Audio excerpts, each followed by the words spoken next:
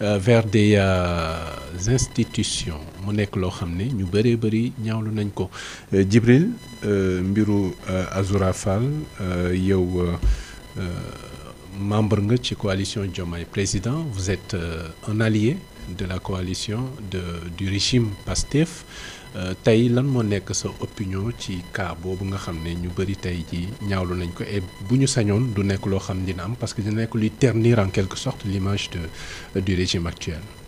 waaw bien évidemment saaga moom ci réseaux sociaux yi sax laay wax en terme général. baaxut saaga baaxul. rawatina nag boo siwee nit yi di la seetaan di la suivre moo am ay xale ay mag ak ñoo xam ne dañoo bëgg ñi nekk sa ginnaaw peut-être moo tax ñu lay xool. donc booy wax jëmale ko ci jumtukaay yu bees yi. da nga war a xool fu mu gën a rafetee nga wax. ndax saaga baaxul amul njëriñ. te kilifa yi nga xam ne tey jii ñoo nekk ci bopp réew mi. macha allah ñoom seen wàllu bopp sax ñoo ko njëkk a dénoncé.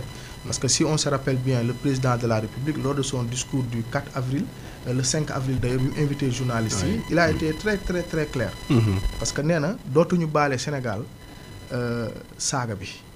parce que tamit ni ñuy taxawee di saaga jëmale ko ñun suñuy njiit yi nga xam ne leen a bëgg. ak tamit jëmale ko feneen je pense que loolu dafa war a dàq ci réew mi te je pense que ni nguur gi ak justice bi fu mu toll nii dina ci def li ci war man loolu laa jàpp ne que justice bi comme que dañoo nekk ci séparation des pouvoirs le pouvoir exécutif du mën a peut-être di intercéder ci du mën a intervenir pour kii quoi maanaam pour doxal justice. loolu weesu nañ ko. non pas intervention je veux dire doxal justice. léegi weesu nañ loolu c'est-à-dire que léegi justice bi. procureur bi nga gisee seetaan. nga seetaan ma seetaan moom gis na affaire bi. comme c'était pour le cas de ñi nga xam ne ñoo ngi woon ci réseaux sociaux yi. la dernière fois defoon live je pense ci Mame Ndiaye Savon. saaga woon ni ñu leen jëlee jugé leen tëj leen daan leen. je pense que cas bi tamit c'est presque la même chose. maintenant ñi ne nañ vidéo bi yàgg na yàggul. ça c'est à l'appréciation du procureur yi nga xam ne tey jii ñoo yore dossier. est-ce que bu yàggee ça justifie le fait que quand même ñuy tolérer ay yenn xeetu kàddu yoo xam ne. saaga moom yu mel nii la. saaga. dañ ko war a bannir ci réseaux sociaux yi ak ku mën a doon muy man muy keneen ak keneen team réseaux sociaux yi daal di saaga loolu moo waratul nekk yoon ci réew mi. ak ku mën a doon xam nga il faut comprendre que avant bu njëkkaan. Sénégal bu amee benn xeetu cohésion bi ak li ñu ko xamee mooy jàmm ak respect ci la bokk. rawatina nag diine bi donc kon boog je pense que ni pouvoir judiciaire bi dina jël ay matukaayam yu gën a sévère pour que saaga dootul amati ci plateforme réseaux sociaux yi parce que dafa war a dakk du yoon ak kuñ ko mën a jëmale. moo tax man ànduma ci tey ànduma ci ëllëg ak kuñ mën a saaga. ndax tey jii ku taxawoon ci réseaux sociaux yi. nga jëmale saaga jëmale ko ci Ousmane Sonko jëmale ko ci président de la République man bokk naa ci ñi njëkk a génn xeex ak yow. kon boog tey jii bu fekkee tamit dafa am ku ko def dañuy ñaan le pouvoir judiciaire ñu jël seen matukaay joxe les bons exemples ba ëllëg kenn dootul xalaatati taxaw ci TikTok bi wala ci feneen di jëmale saaga doomu aadama yi parce que président wax na ko nee na dafa yomb trop nga toog sa place. tiim ay gor di leen saaga ndey après dara du ci fekk. il parlait aussi des chroniqueurs. en général xam ne dañuy nekk ci médias yi. di wax bien sûr en général benn nit di ko wax lu ko neex. lu la neex alors que voilà mënoo ko wékk fenn ci loo xam ne loi. digal na la ko wala mu am nu mu encadrer say kàddu. bien sûr xam nga bu ñu ne rupture systémique rek je pense que ça veut tout dire. rupture systémique moom benn saak la boo xam ne lépp loo xam ne dafa bonoon ci Sénégal. dañ ko fa war a taxañ dugal ko fa sànni ko nag digg géej dootul amati. d'où le sens du jubal jubanti. bien sûr jubal jubanti mais c'est ça mais tey jii ku xool Sonko Ousmane Sonko ku xool le président Bassirou Diomaye Faye nga xool ministres yi xool ñi nga xam ne ñoo nekk au pouvoir. rigueur bi ñuy doxee initiative ñuy teg. succès yi ñu am ci doxalin seen politique économique yi je pense que ñii vraiment am na ay mbir yoo xam ne warul ñëw di xaw a tilimal perception bi nga xam ne tey jii sénégalais yi mën nañ ko am par rapport ak seen ay liggéey. parce que tey jii am na tur yoo xam ne boo ko waxee automatiquement rek ça renvoie à un parti politique ou ça renvoie à un leader te bokkuñu bokkuñu jikko wala bokkuñu comportement. Ousmane Sonko premier ministre wala nguur gi da leen a xam ci ay valeur ak ay jikko te loolu la ñu prôné. mooy maanaam jub-jubal jubanti bi président de la République bi mu toogee dafa njëkk a publier benn circulaire tuddee ko la jub-jubal jubanti. kon boog ñun ci loolu lañ nekk ci loolu la ñuy dox. maintenant nag pour ce cas là dañ koy bàyyi ak justice bi ak yeneen cas yëpp nag. bu ko defee nag ñoom ñu def lu ñu war te xam naa ne dinañ def lu ñu war. dinañ def leneen war. ci ni mu ko waree ba nga xam ne nag keneen ku mu mën a doon dootul amati fit toog ci TikTok bi wala feneen jàkkaarloog ay sénégalais di leen saaga ndey gisoo la dernière fois maa ngi seetaan benn interview Pape Cheikh Diallo ak Awa Balde. la dame là buy wax da ngay gis ne kii nii elle est trop victime des insultes ci réseaux sociaux yi. yenn clichés yi ba nee na des fois fi mu dëkk 4e étage léeg-léeg day génn am envie tëb cëppeelu mais en tant que as gor. mooy tax ak diine moo ko teree def yenn yi am na ñoo xam ne ils sont victimes des insultes. mais loolu. pour taxaw ci et revenir en même temps sur le contenu parce que la liberté d'expression est consacrée. Bien sûr. mais la loi daf ko encadrer. bien sûr nee na la waxal li nga xalaat waaye. bul atteindre l'honorabilité bien sûr. et la dignité de personne. maintenant bu ci ay saaga duggee yàq na ko. ça s'inscrit plus dans le cadre de la constitution et de son encadrement. Maintenant yaa ngi joxe le cas de Awa Baldé boobu. mais tey par rapport ak le contenu de la communication de Azoura Fall. am na ci yenn aspect yoo xam ne quand même. il a voulu attirer l'attention. mais ni mu ko defee moo baaxul. bu ñu taxawee ci aspect yooyu. comme ñi nga xam ne jàpp nañu ne ils ont été épinglés par des rapports. peut-être. entre guillemets état sàggan ba ñu génn dem. loolu aussi est-ce que nekkul loo xam ne war nañ ci bàyyi xel aussi mu bëggoon ko exprimer mais il l'a mal fait. waaw xam nga frustration la doon exprimer. parce qu'il ne faut pas oublier li mu jot a dund. mais après on a l'impression qu'il n'y a pas eu cet accompagnement qu'il faut. d'un point de vue psychologique et cetera. xam nga loolu la ñuy wax la circonstance atténuante. mais ça c'est à l'appréciation du juge.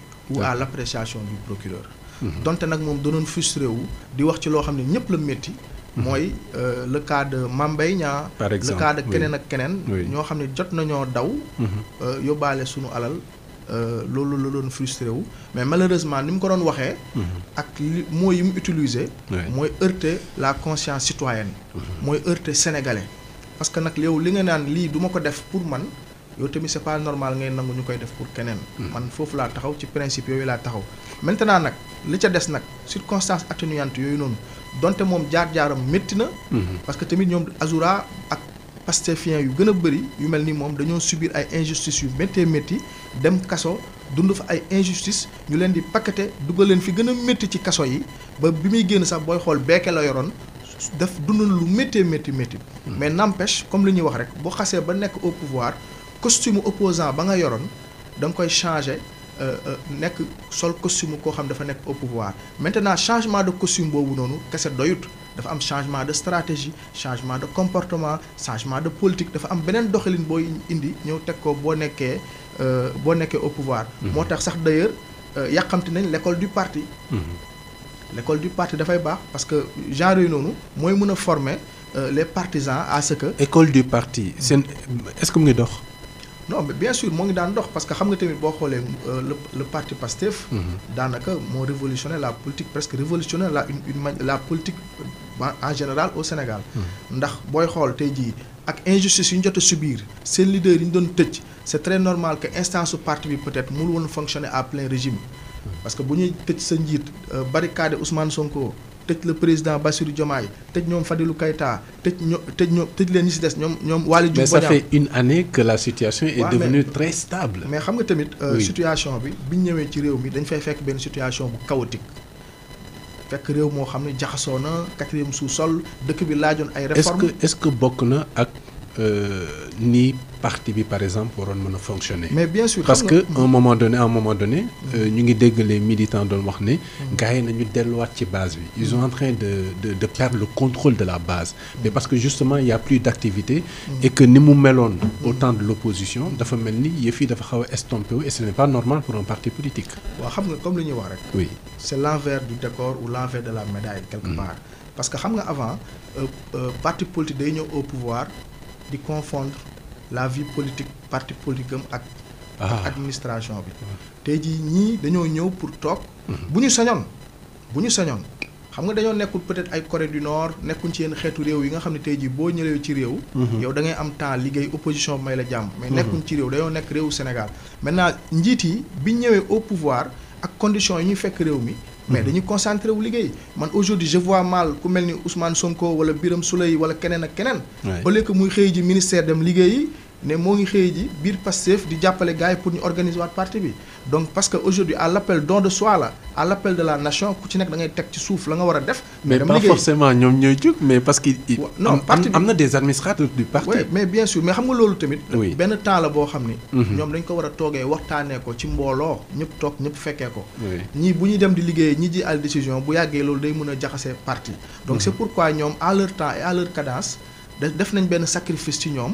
ci seen parti bi nag am na discipline. parce que tey jii le cas de Azoura c'est un cas isolé. man à part ça gisuma Pastef benn genre débordement bu fa am. man je trouve que c'est le parti le plus discipliné ci parti yi may gis ici au Sénégal. malheureusement son attitude ternit l'image de Pastef. waaw mais bon comme li ñuy wax rek xam nga mënut a ñàkk. mënut a ñàkk parce que c'est un cas isolé faut le rappeler. benn nit la rek c'est un cas isolé. à part lui gisoo fi kenn koo xam ne mu ngi ci biir Pastef d'ailleurs sax parti Pastef ñoo ëpp actuellement sa injustice yi ñuy dund yoo xam ni seen militants yi ñu ngi koy dund sur le terrain la dernière fois avant-hier rek gis nga ci benn live nii rek am na ay éléments de Pastef yu doon def benn live ñu fekk leen foofu jël ay jaas yi tooñ leen comprends nga te ba léegi gisoo procureur bi Ibrahima Gueye nay leer je voilà voilà donc loolu mënut a ñàkk mënut a ñàkk ci réew mënut a ñàkk ci parti politique et il faut toujours rappeler que le cas de Azoura c'est un cas isolé et que live boobu mu doon def peut-être da doon waxtaan ak émotion waxtaan ak xol bu métti di frustré wu par rapport à un fait qui est là koo xam ne ñun ñëpp la métti mais malheureusement les mots qu'il a utilisés sont des mots de trop que l'on regrette mais aussi tamit ànduñu ci donc sur ce point-là moom il faut qu'on soit très clair maintenant nag faut pas que ñu jël loolu yëpp tëxañ ko ci benn mbuus rek ne c'est le parti Pastef non parti Pastef je dis que c'est le parti politique le plus discipliné ici au Sénégal parce que parti politique la boo xam ne pour la première fois au Sénégal dañ koy rappeler leader yi bu ñu waxee militants yi am nañ droit wax seen xalaat. am na discipline de parti. non am na discipline et puis discipline boo xam ne c'est une du benn discipline boo xam ne autoritaire la c'est une discipline boo xam ne je vais dire ku nekk démocratique la.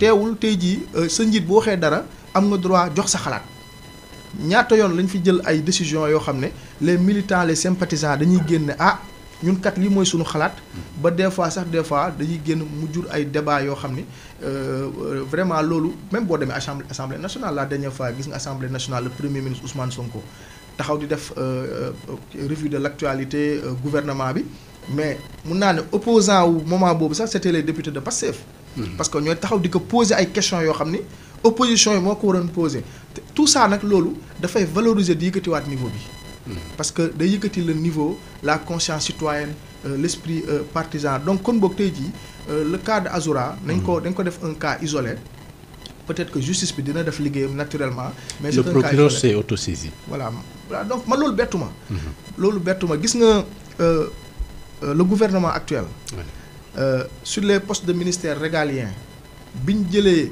le général par exemple au poste de ministre de la défense ministre de l'intérieur ñu jël ay poste ñu jël ay nit yoo xam ne ci armée lañ nekk loo xam ne gëjoon na am depuis jamonoy Abdoulaye Wade teg leen fa c'est parce que rupture lañ bëgg bu ñu jëlee ku mel ni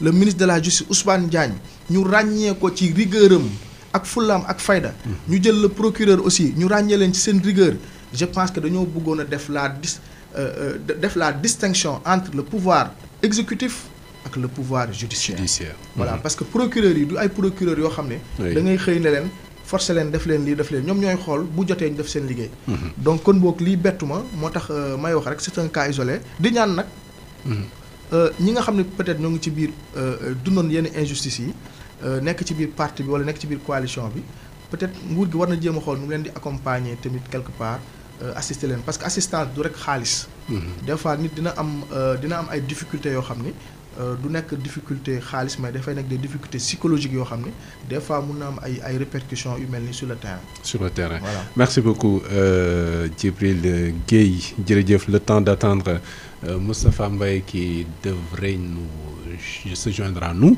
ñu jaajëfal rek ñi nga xam ne ñooy teewlu ànd ak ñun ci waxtaan bi ñoom aussi ñu ngi joxe seen opinion jàpp nañu ne naturellement nekkul lu gën.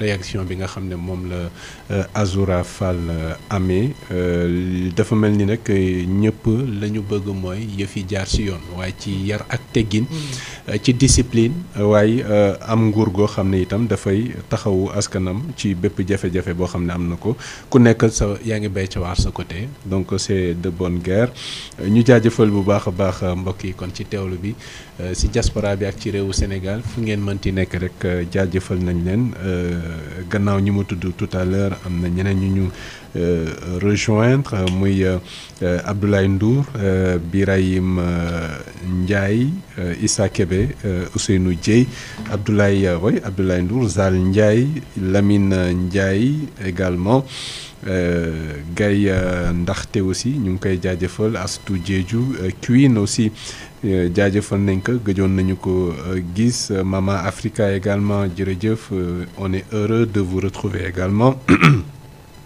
jaajëfal également Moussa Ndiaye Mam Fall aussi ñu ngi koy jaajëfal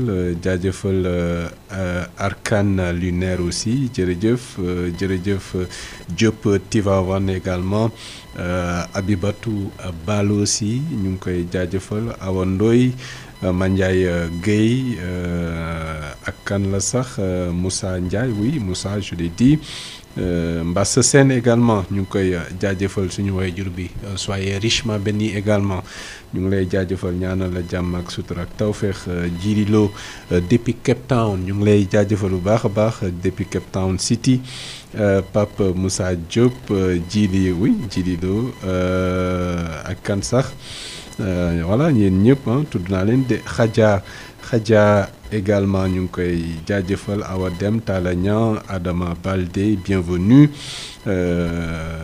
Cheikh Nar Diagne également ñu ngi koy jaajëfal bu baax Awa Dieng Talla Niang également oui je l'ai dit Cheikh Samb Cheikh Diop ñu ngi lay jaajëfal aussi fay nañ la nuyoo Papalay Kenpi également Palay Kenpi jaajëfal nañ la Pikine Logistique LLC jaajëfal nañ ko Cheikh Samba aussi yéen ñëpp ñu ngi leen di jaajëfal bu baax a baax ci teewlu bi Awa Dem El Hadji Diagne Imam Fall Koki jërëjëf Imam ñu ngi lay ziar bu baax a baax di nuyu Saliou ambassadeur oui moom mu ngi fi woon Khadim Gaye également banlieue 313 jaajëfal nañ ko Hamad Ndong également Issa Ba Saliou ambassadeur ña oui Modou Khassida Niang ñu ngi koy jaajëfal. Voilà jërë ngeen jëf kon mbokk yi ci teewlu bi Djibi on a l'habitude di s'affronter ak suñu ay internautes parce qu'ils sont très importants pour nous. Interaction la. Oui xam nga pour gagner tout ce temps peut-être. Oui xam nga bu njëkkaan. RTS moo fi newoon. Dakar information bi ça venait en même temps au même moment et en même temps ñëpp a koy seetaanandoo. te doo am interaction da ngay taxaw di seetaan nii rek def ni mu jeex. mais tey jii jumtukaay dafay évoluer ba nga xam ni tey jii da ngay mën a seetaan sa journal en même temps ngay waxtaan ak présentateur bi. nga koy wax fan nga dëkk am na kenn ku ma gis ku bind maa ngi Cape Town. nga koy mën a tontu en même temps nekk direct. loolu évolution la. évolution yooyu noonu nag mooy façonner la vie politique mais aussi tamit dafa am ay effets négatifs am ay effets positifs. comprends nga donc loolu mooy force réseaux sociaux yi. donc macha allah comme li may faral di fàttali sànq rek. télé bu baax moom xam nga tur bi fa leen ko inspiré. tur bi moom jekku ngeen ko. tur bi moom télé bu baax moom. vraiment ça répond bien au nom. voilà macha allah. jërëjëf merci beaucoup en tout cas lu baax la ñu bëgg di wax ak lu baax la ñu bëgg jariñal. askan wi askanu Sénégal bi nga xam ne askan wu am solo lañu donc ñu tàmbalee waxtaan bi wala bokk wóyal waxtaan bi.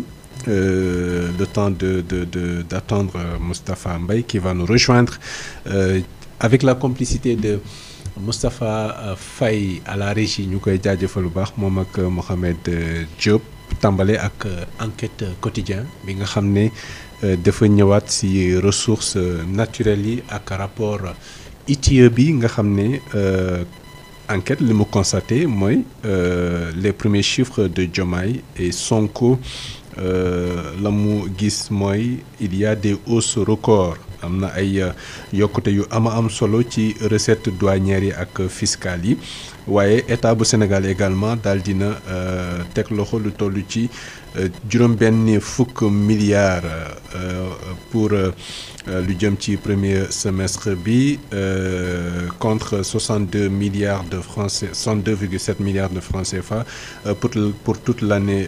2023.